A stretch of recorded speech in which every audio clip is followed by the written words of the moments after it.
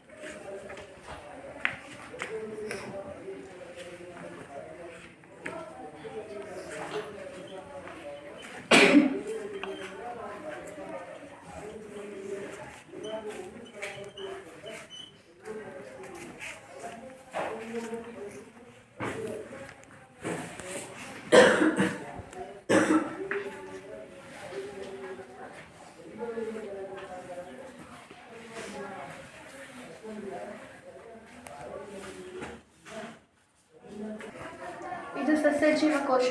ಈ ಸಸ್ಯ ಜೀವಕೋಶದಲ್ಲಿ ಬರುವಂತಹ ಭಾಗಗಳೆಂದರೆ ಲೈಸೋಸೋಮು, ರೆಟಿಕ್ಯುಲಮು, ಕ್ಲೋರೋಪ್ಲಾಸ್ಟ್, ನ್ಯೂಕ್ಲಿಯಸ್, ಗಾಲ್ಗಿ ಸಂಕೀರ್ಣ, ನ್ಯೂಕ್ಲಿಯಸ್ನ ಪೊರೆ, ಮೈಟ್ರೊಕಾಂಡ್ರಿಯಾ, ರೈಬೋಸೋಮ್ಗಳು, ಕ್ಲೋರೋಪ್ಲಾಸ್ಟ್, ಕೋಶದ್ರವ್ಯ, ನಯವಾದ ಇಂಡೋಪ್ಲಾಸ್ಟಿಕ್ ರೆಟಿಕ್ಯುಲಮ್ಗಳೆಂಬ ಭಾಗಗಳು ಸಸ್ಯ ಜೀವಕೋಶಗಳು ಒಳಗೊಂಡಿವೆ.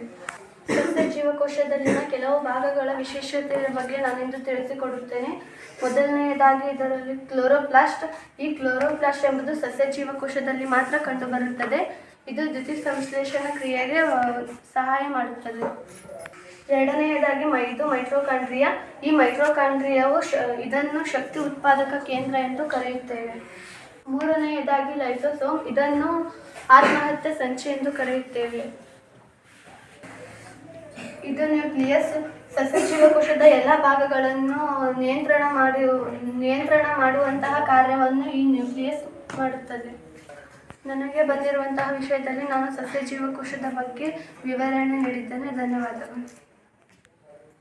ನನ್ನ ಹೆಸರು ರಾಜೇಶ್. ನಾನು 9ನೇ ತರಗತಿಯಲ್ಲಿ ಓದುತ್ತಿದ್ದೇನೆ. ನನಗೆ ಕೊಟ್ಟಿರುವ ಟಾಪಿಕ್ ಪ್ರಾಣಿ ಜೀವಕೋಶ. ಪ್ರಾಣಿ ಜೀವಕೋಶವನ್ನು ಬಿಡಿಸಿ ಅದರ ಭಾಗಗಳನ್ನು ಗುರುತಿ ನಿಮಗೆ ತಿಳಿಸಿಕೊಡುತ್ತೇನೆ.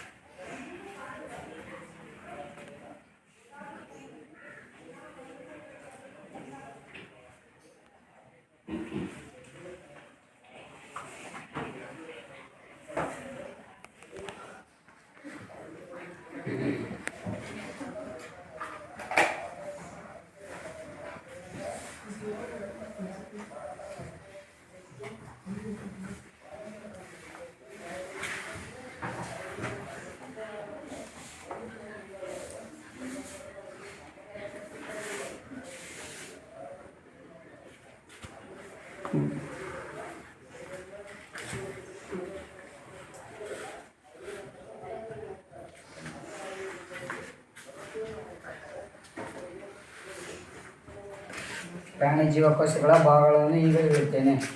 ಇದು ಕೋಶಪೊರೆ, ಇದು ಕೋಶ ಭಿತ್ತಿ, ಇದು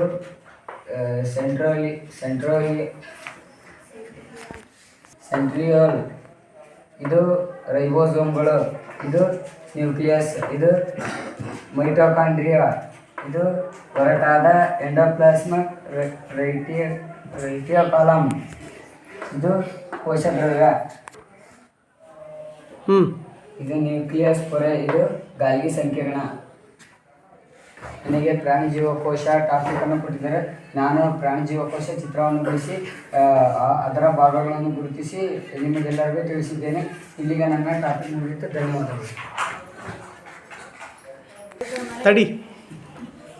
ನನ್ನ ಹೆಸರು ಕೇಶವ್. ನನಗೆ ಬಂದಿರುವಂಥ ವಿಷಯ ಲೈಸೋಸೋಮ್ಗಳು ಮತ್ತು ಮೈಟ್ರೋಕಾಂಡ್ರಿಯಾ.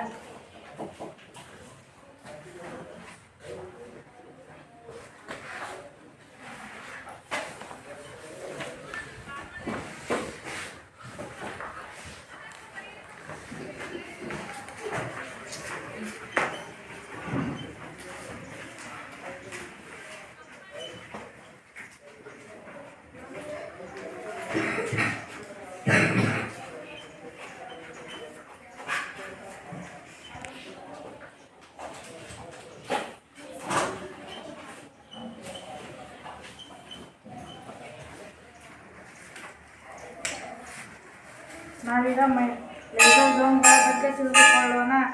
ಲೈಸೋಸೋಮ್ಗಳು ಪೊರೆ ಸಹಿತ ಚೀಲದಂತಿರುವ ಕಣರಂಗವಾಗಿದ್ದು ಒಳಗೆ ಜೀರ್ಣಕಾರಕ ಕಿಣ್ವಗಳು ತುಂಬಿಕೊಂಡಿವೆ. ಈ ಕಿಣ್ವಗಳು ಒರಟು ಎಂಡೋಪ್ಲಾಸ್ಮಿಕ್ ರೆಟಿಕ್ಯುಲಮ್ನಿಂದ ಉತ್ಪತ್ತಿಯಾಗುತ್ತವೆ. ಲೈಸೋಸೋಮ್ಗಳು ಜೀವಕೋಶದ ತ್ಯಾಜ್ಯ ವಿಲೇವಾರಿ ಮಾಡುವ ಒಂದು ವಿಧದ ವ್ಯವಸ್ಥೆ. ಲೈಸೋಸೋಮ್ಗಳು ಜೀವಕೋಶದಲ್ಲಿರಬಹುದಾದ ಪರಕೀಯ ವಸ್ತುಗಳು ಮತ್ತು ಸೇವದ ಕಣಗಳನ್ನು ಜೀರ್ಣಿಸಿ ಜೀವಕೋಶವನ್ನು ಸ್ವಚ್ಛವಾಗಿರುತ್ತದೆ. ಬ್ಯಾಕ್ಟೀರಿಯಾ, ಆಹಾರದ ಕಣಗಳಂತಹ ಪರಕೀಯ ವಸ್ತುಗಳು ಹಾಗೂ ವಯಸ್ಸಾದ ಕಣದಂಗಗಳ ಅಂತ್ಯವು ಲೈಸೋಸೋಮ್ ಆಗುತ್ತದೆ. ಅಲ್ಲಿ ಅವುಗಳನ್ನು ಲೈಸೋಸೋಮ್ ಸಣ್ಣ ಸಣ್ಣ ಕಣಗಳಾಗಿ ವಿಭಜಿಸುತ್ತವೆ. ಲೈಸೋಸೋಮ್ ಈ ಕಾರ್ಯವನ್ನು ನಿರ್ವಹಿಸಬಲ್ಲವು ಏಕೆಂದರೆ ಅವುಗಳಲ್ಲಿ ಪ್ರಬಲ ಜೀರ್ಣಕಾರಕ ಕಿಣ್ವಗಳಿದ್ದು ಅವು ಎಲ್ಲ ಸಾವಯವ ಪದಾರ್ಥಗಳನ್ನು ವಿಭಜಿಸಿ ಸಾಮರ್ಥ್ಯ ಹೊಂದಿವೆ. ಕೋಶೀಯ ಚಯಾಪಚಯ ಕ್ರಿಯೆಗೆ ತೊಂದರೆಯಾದ ಸಮಯದಲ್ಲಿ, ಉದಾಹರಣೆಗೆ ಜೀವಕೋಶವು ತೀವ್ರವಾಗಿ ಹಾನಿಗೊಳ್ಳದ ಸಂದರ್ಭದಲ್ಲಿ, ಲೈಸೋಸೋಮ್ಗಳು ಒಡೆದು ಹೋಗಿ ಕಿಣ್ವಗಳು ತಮ್ಮದೇ ಕೋಶವನ್ನು ಜೀರ್ಣಿಸುತ್ತದೆ. ಆದ್ದರಿಂದ ಲೈಸೋಸೋಮ್ಗಳನ್ನು ಜೀವದ ಆತ್ಮಹತ್ಯಾ ಸಂಚಿಗಳು ಎಂದು ಕರೆಯುತ್ತೇವೆ. ಈಗ ನಾವು ಲೈಸೋಸೋಮ್ಗಳನ್ನು ಆತ್ಮಹತ್ಯಾ ಸಂಚಿ ಎಂದು ಕರೆಯುತ್ತೇವೆ. ಬಗ್ಗೆ ತಿಳಿದುಕೊಳ್ಳೋಣ. ಮೈಟೊಕಾಂಡ್ರಿಯಾ, ಇದನ್ನು ಶಕ್ತಿ ಉತ್ಪಾದನಾ ಕೇಂದ್ರ ಎಂದು ಕರೆಯುತ್ತೇವೆ. ಮೈಟೊಕಾಂಡ್ರಿಯಾವನ್ನು ಜೀವಕೋಶದ ಶಕ್ತಿ ಕೇಂದ್ರವನ್ನು ಕರೆಯುತ್ತಾರೆ. ಮೈಟೊಕಾಂಡ್ರಿಯಾವು ಜೋಡಿ ಪೊರೆಯಿಂದ ಆವೃತವಾಗಿದೆ. ಹೊರಗಿನ ಪೊರೆಯು ಅನೇಕ ಸೂಕ್ಷ್ಮ ರಂಧ್ರಗಳನ್ನು ಹೊಂದಿದೆ. ಹಾಗೆಯೇ ಒಳಗಿನ ಪೊರೆಯಲ್ಲಿ ಆಳವಾದ ಮಡಿಕೆಗಳಿವೆ. ಈ ಮಡಿಕೆಗಳು ಎಟಿಪಿ ಇಂದಾಗುವ ರಾಸಾಯನಿಕ ಕ್ರಿಯೆಗಳಿಗೆ ವಿಶಾಲವಾದ ಮೇಲ್ಮೈ ಪ್ರದೇಶವನ್ನು ಒದಗಿಸುತ್ತವೆ. ಜೀವದ ಉಳಿಯುವಿಕೆಗೆ ಅಗತ್ಯವಾದ ಅನೇಕ ರಾಸಾಯನಿಕ ಚಟುವಟಿಕೆಗಳನ್ನು ನಿರ್ವಹಿಸಲು ಅಗತ್ಯವಾದ ಶಕ್ತಿಯನ್ನು ಮೈಟೊಕಾಂಡ್ರಿಯಾವು ಎಟಿಪಿ ಅಣುವಿನ ರೂಪದಲ್ಲಿ ಬಿಡುಗಡೆ ಮಾಡುತ್ತದೆ. ಎಟಿಪಿಯನ್ನು ಜೀವಕೋಶದ ಚಲಾವಣೆಯಲ್ಲಿರುವ ಶಕ್ತಿ ನಾಣ್ಯ ಎಂದು ಕರೆಯಲಾಗುತ್ತದೆ. ಶರೀರವು ಹೊಸ ರಾಸಾಯನಿಕ ಸಂಯುಕ್ತಗಳನ್ನು ಉಂಟುಮಾಡಲು ಮತ್ತು ಯಾಂತ್ರಿಕ ಕೆಲಸಗಳನ್ನು ನಿರ್ವಹಿಸಲು ಎಟಿಪಿ ರೂಪದಲ್ಲಿ ಸಂಗ್ರಹವಾಗಿರುವ ಶಕ್ತಿಯನ್ನು ಬಳಸಿಕೊಳ್ಳುತ್ತದೆ. ಮೈಟೊಕಾಂಡ್ರಿಯಾಗಳು ತನ್ನದೇ ಆದ ಡಿಎನ್ಎ ಮತ್ತು ರೈಬೋಸೋಮ್ಗಳನ್ನು ಹೊಂದಿರುವ ಅವುಗಳನ್ನು ವಿಶಿಷ್ಟ ಕಣಗಳು ಎನ್ನುವರು. ಆದ್ದರಿಂದ ಮೈಟೊಕಾಂಡ್ರಿಯಾಗಳು ತಮ್ಮದೇ ಕೆಲವು ಪ್ರೋಟೀನ್ಗಳನ್ನು ಸಂಶ್ಲೇಷಿಸಬಲ್ಲವು. ನನಗೆ ಕೊಟ್ಟಿರುವಂಥ ವಿಷಯಗಳನ್ನು ನಿಮಗೆ ತಿಳಿಸುತ್ತಿರುವೇನೆ. ಧನ್ಯವಾದಗಳು. ನನ್ನ ಹೆಸರು ಧನೇಶ್. ನಾನು 9ನೇ ತರಗತಿಯಲ್ಲಿ ಓದುತ್ತಿದ್ದೇನೆ. ನನಗೆ ಬಂದಿರುವಂಥ ಟಾಪಿಕ್ ಪ್ಲಾಸ್ಟಿಕ್ಗಳು ಮತ್ತು ರಸಗೊಬ್ಬರಗಳು.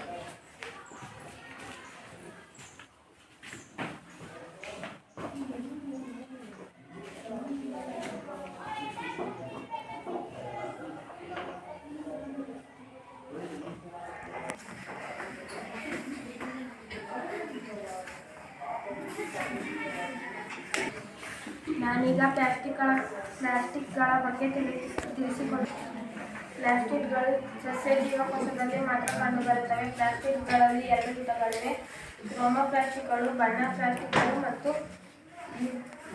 ಲಿಪೋಪ್ಲಾಸ್ಟಿಕ್ಗಳು, ಬಿಳಿ ಅಥವಾ ಬಣ್ಣರಹಿತ ಪ್ಲಾಸ್ಟಿಕ್ಗಳು. ಕ್ಲೋರೋಫಿಲ್ಗಳಿರುವ ಕ್ಲೋರೋಪ್ಲಾಸ್ಟಿಕ್ಗಳೆನ್ನುವರು. ಸಸ್ಯಗಳ ದ್ಯುತಿಸಂಶ್ಲೇಷಣೆ ಕ್ರಿಯೆಯಲ್ಲಿ ಕ್ಲೋರೋಪ್ಲಾಸ್ಟಿಕ್ನ ಪಾತ್ರ ಮುಖ್ಯವಾಗಿದೆ. ಕ್ಲೋರೋಫಿಲ್ನ ಜೊತೆ ವಿವಿಧ ಹಳದಿ ಮತ್ತು ಕಿತ್ತಳೆ ವರ್ಣಗಳನ್ನು ಕ್ಲೋರೋಪ್ಲಾಸ್ಟ್ ಹೊಂದಿದೆ. ಕ್ಲೋರೋಪ್ಲಾಸ್ಟ್ಗಳು ಪ್ರಾಥಮಿಕ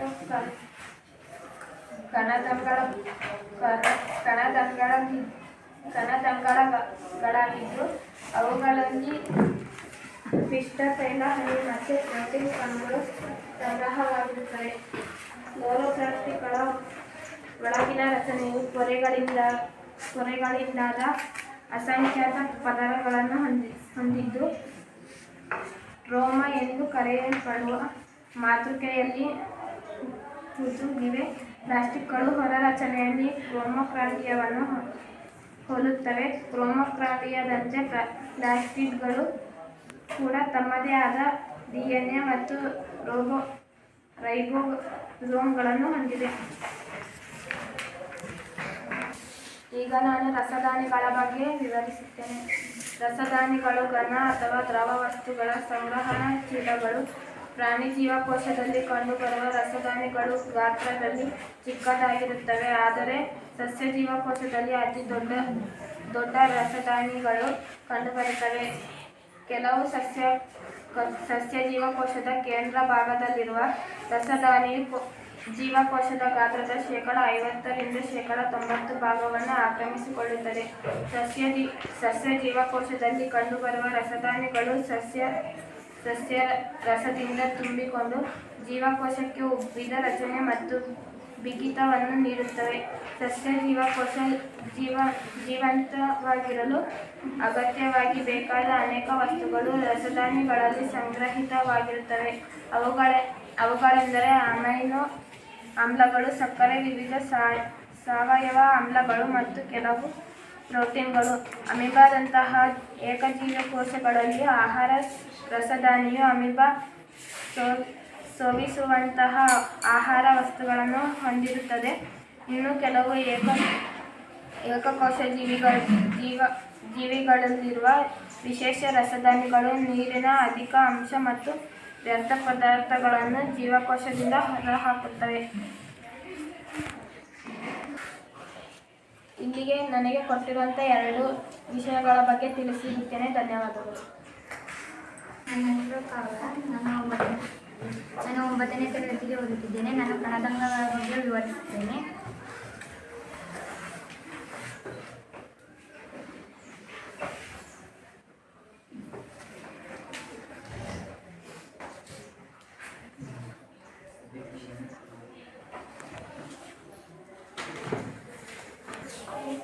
ಜೀವಕೋಶದ ಒಳಗಿನ ಭಾಗಗಳನ್ನು ಹೊರಗಿನ ಪರಿಸರದಿಂದ ಬೇರ್ಪಡಿಸಲು ಪ್ರತಿ ಜೀವಕೋಶವು ಪೊರೆಯಿಂದ ಆವೃತವಾಗಿದೆ. ಬಹುಕೋಶೀಯ ಜೀವಕೋಶಗಳನ್ನು ಒಳಗೊಂಡಿದೆ. ದೊಡ್ಡದಾದ ಮತ್ತು ಸಂಕೀರ್ಣ ಜೀವಕೋಶಗಳಿಗೆ ತಮ್ಮ ಸಂಕೀರ್ಣ ರಚನೆ ಮತ್ತು ಕಾರ್ಯಗಳನ್ನು ನಿರ್ವಹಿಸಲು ಬಹಳಷ್ಟು ರಾಸಾಯನಿಕ ಚಟುವಟಿಕೆಗಳು ಅಗತ್ಯವಿದೆ. ಈ ರೀತಿಯ ವಿಭಿನ್ನ ರಾಸಾಯನಿಕ ಚಟುವಟಿಕೆಗಳನ್ನು ನಿರ್ವಹಿಸಲು ಜೀವಕೋಶಗಳು ಪೊರೆಸಹಿತ ಸಣ್ಣ ರಚನೆಯನ್ನು ಅಥವಾ ಕಣದಂಗಗಳನ್ನು ಹೊಂದಿವೆ. ಇದು ಜೀವಕೋಶಗಳಲ್ಲಿ ಕಂಡುಬರುವ ಒಂದು ವಿಶಿಷ್ಟ ಲಕ್ಷಣವಾಗಿದ್ದು, ಇದು ಅವುಗಳನ್ನು ಪ್ರೊಫೈಲ್ಗಳಿಂದ ಪ್ರಕಟಿಸುತ್ತದೆ. ಇಂತಹ ಕೆಲವು ಕಣದಂಗಗಳನ್ನು ಎಲೆಕ್ಟ್ರಾನಿಕ್ ಸೂಕ್ಷ್ಮ ಮೂಲಕ ಮಾತ್ರ ನೋಡಬಹುದು. ನಾವು ನ್ಯೂಕ್ಲಿಯಸ್ ಬಗ್ಗೆ ಹಿಂದಿನ ಭಾಗದಲ್ಲಿ ಚರ್ಚಿಸಿದ್ದೇವೆ. ಈಗ ನಾವು ಚರ್ಚಿಸುವ ಕೆಲವು ಮುಖ್ಯ ಕಣದಂಗಗಳೆಂದರೆ ಎಲಾಸ್ಟಿಕ್ ರೆಟಿಕ್ಯುಲಮ್, ಗ್ಲಾಸಿಕ್ ಸಂಕೀರ್ಣ, ಲೈಸೋಸೋಮ್ಗಳು, ಮೈಟೊಕಾಂಡ್ರಿಯಲ್ ಪ್ಲಾಸ್ಮಿಡ್ಗಳು ಮತ್ತು ರಾಸದಾನಿಗಳು. ಈ ಕಣದಂಗಗಳು ಕೋಶ ಕೆಲವು ನಿರ್ಧಾರಕ ಕಾರ್ಯಗಳನ್ನು ನಿರ್ವಹಿಸುತ್ತವೆ ಪ್ರಮುಖವಾಗಿವೆ. ನನಗೆ ಕೊಟ್ಟಿರುವ ಟಾಪಿಕ್ ಕಣದಂಗಗಳು. ಧನ್ಯವಾದಗಳು.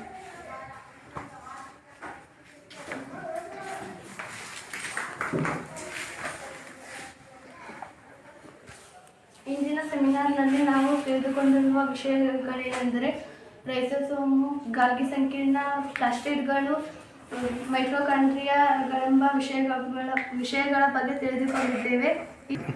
ಸಸ್ಯ ಜೀವಕೋಶಗಳ ಬಗ್ಗೆ ತಿಳಿದುಕೊಂಡಿದ್ದೇವೆ ಮತ್ತು ಅವುಗಳಲ್ಲಿ ಬರುವಂತಹ ಭಾಗಗಳ ಸಹ ತಿಳಿದುಕೊಂಡಿದ್ದೇವೆ ಮತ್ತು ಪ್ರಾಣಿ ಜೀವಕೋಶಗಳ ಬಗ್ಗೆಯೂ ತಿಳಿದುಕೊಂಡಿದ್ದೇವೆ ಮತ್ತು ಅವುಗಳ ಭಾಗಗಳ ಬಗ್ಗೆಯೂ ತಿಳಿದುಕೊಂಡಿದ್ದೇವೆ.